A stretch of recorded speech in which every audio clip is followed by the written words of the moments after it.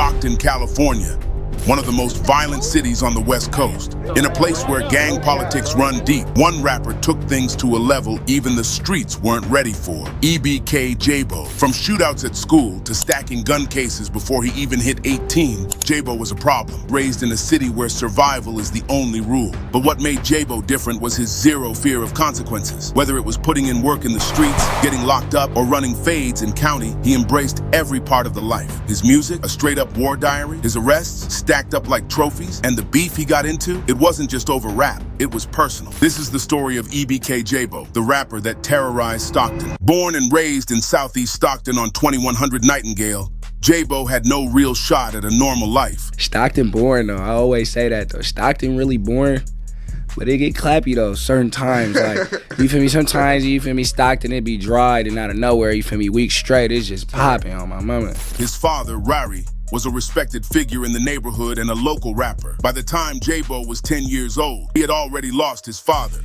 gunned down while confronting two teenagers who robbed his son. That moment changed everything. Instead of stepping away, Jabo ran straight into the fire. Yeah, I was like that. Shit, Pops was doing this shit, but like a nigga, no. Right. But when I got in the field, it was hectic for sure. Like 7 years being like thugging. When Pops passed, my mindset wasn't just like, oh, my Pops gone, now I'm in the field now.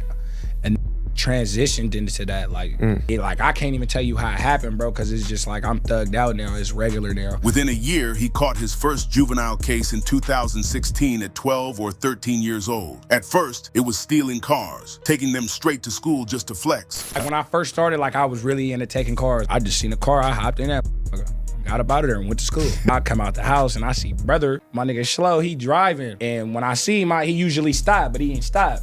So when he doing this, like, bro, the boys is right there. I'm thinking he like they following them. So he trying to signal you. The boys is sitting on us, and he get up out of there when he see him, but they really there for me. He think they there for him. So I see him and he telling me like, bro, go. But I'm thinking he throwing the deuces. So I'm like, all right then, bro. I'm finna go to the Stolo. The whole time police right there. Then I see the police. I'm like, ooh, police. Bro, I'm like 14, so I'm not thinking. Still a dumb nigga. I turn around and went all the way around the block to the car. Like, yeah, they ain't on me. Got in the car, but they wrapped me up. I drove around the corner, walked in the house, they wrapped me up. I got a lot of respect for you though, because when I was learning about this whole situation last night, I seen you do some shit that I consider very mature and mannish that I don't necessarily always expect rappers to do, which is you talked about a situation while you were locked up where you had to do a fade against somebody who didn't get along with your side. And you just acknowledge like, yeah, he was way bigger than me and he whooped my ass and, you know, kept it pushing. And actually it happened twice, right? Yeah, he socked on me, lose some and some, bro. Right. I'm not the type of that's going, you feel me, try to slander a nigga because he got whooped on, or if a nigga go in there and catch his fade and he match aggression with aggression every time, though, like, you stand on business. Win or lose, it don't matter. Your gangster solidified. You standing on business. So my mama, like, I respect a nigga if he catches fades.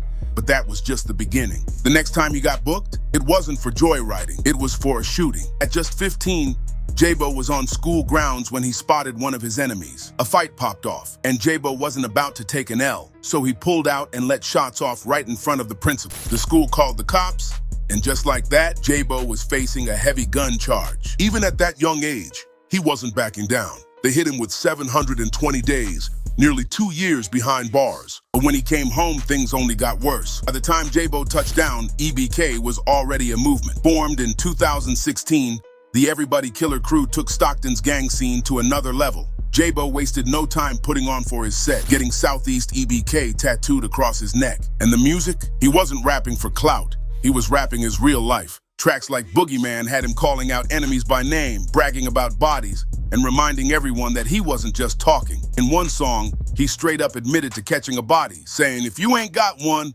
calm down. His lyrics weren't just bars. They were blueprints for real-life crimes. The more he rapped, the more attention he got. Collabs with BBG Stepper, Lee Leahy, and other West Coast artists started making him one of Stockton's most talked about names. But at the same time, he couldn't stay out of jail. While his music was blowing up, Jabo was constantly getting locked up. He got booked for another shooting, but dodged the most serious charges. He kept getting caught with illegal firearms, even while on probation. And worst of all, The cops labeled him a street terrorist. Each time he got out, he only made things worse, dropping even more disrespectful tracks, calling out the dead, and spinning on his ops the second he was free. In one interview, he admitted that every time he went to jail, he had to fight multiple fades just to keep his name solid. He ran 4 and 6 months during one of his bids, and even talked about getting into it with one of the biggest gangsters in county. I only ran like 4 this time, 4 or 5. Okay. Not too bad for 6 months. Yeah, nah, not too bad. And I ran I ran on those when I first had got in too, so. And how does this shit start? Does people just start running their mouth, or? I mean, it's like intake, you feel me? Everybody in the rooms and shit, so, you know, the porter will come and tell you like who in there or something, or you would just get popped out and see it, nigga, like, okay, we gonna get that in. Southeast, you feel me? Niggas be like, we gonna get that in the corner, or niggas get that in the cell, and then that be that. You feel me? They do their thing, you do your thing after that. Yeah. And do you win all these fights, or sometimes you don't get your way? I mean, you feel me? You gonna lose some, you gonna win some in the county. You know, I ain't gonna act like I just whoop every nigga, but I don't lose a lot.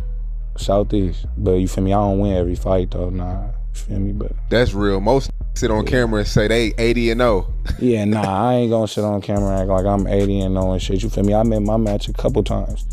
I made my match a couple times though, but niggas gonna know though. I'ma hit a nigga with something he gonna remember. But in the streets, things were getting even more dangerous. EBK was at war with multiple sets. The deadliest beef was with Trap Mob, aka the Fly Boys. Located just a mile away from EBK's hood, Trap Mob didn't respect the new movement. They called out Jabo and Young Slow B for not being from Stockton and didn't want EBK pushing into their territory. Jabo responded the only way he knew how. He dropped songs like Fly Exterminator, No Fly Zone, and Slow B Mode, openly dissing Trap Mob, and even threatening to kill their moms if they didn't stay inside. Trap Mob responded with their own disses, and soon the beef turned deadly. Bodies started dropping, and Stockton turned into a full-blown war zone. But EBK's biggest threat wasn't even their enemies. It was their own people. In 2021, EBK Osama and EBK Hari B got caught in a major robbery case. Facing 20 years, one of them allegedly snitched to get less time. Jabo wasted no time cutting them off, dissing Hari B in a song saying he couldn't take the heat, so he started eating cheese. But Young Jock refused to turn on his brother. That caused EBK to split in half, with Jabo and Jock on opposite sides. From that moment on, Stockton had 2 EBKs, Jabo's Everybody Killer side, Jock's Every Brother Counts side. The tension was real and Jabo only got more reckless. Then, in 2022, Stockton's rap scene took a massive hit. Jabo's close homie and fellow EBK rapper Young Slow B was gunned down in Manteca. Some said it was a setup. Others believed it was a direct hit from enemies. Either way, the city lost one of its most talented rappers. For Jabo, this was another reason to double down on the street life. As of today, EBK Jabo is still active. His rap career keeps growing, but so do his problems with the law. With multiple gun charges, gang enhancements, and a reputation that makes him a target, it's only a matter of time before he's either locked up for good or something worse happens. But one thing's for sure, Stockton won't forget EBK Jabo anytime soon.